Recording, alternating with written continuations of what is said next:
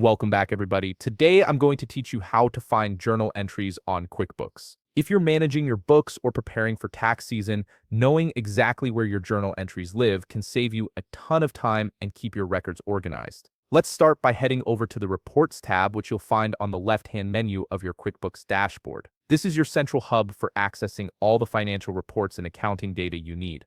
Once you click on Reports, you'll see several options at the top of the screen. Make sure the Standard tab is selected. This is where QuickBooks keeps all its core accounting reports, including the one we're looking for today. Now scroll down through the list of report categories until you reach the section labeled For My Accountant.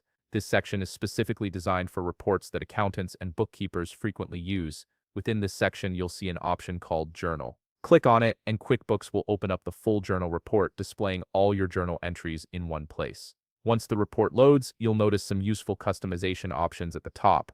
On the most top left corner, you can toggle between table view and chart view depending on how you prefer to visualize your data. Right below that, you'll find controls to adjust the report period and date range. This is helpful if you only want to view entries from a specific month, quarter, or custom date range. Over on the top right side of the screen, you'll see options to modify the report further.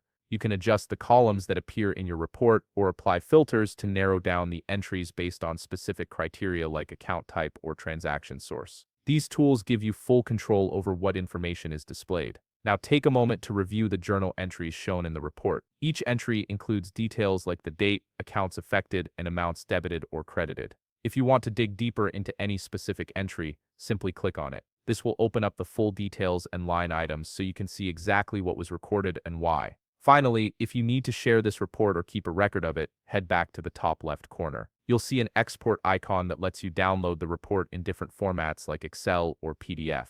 Right next to it is a Save As option, which allows you to save your customized report settings for quick access later. If you found this video helpful, please leave a like, subscribe, and see you in the next video.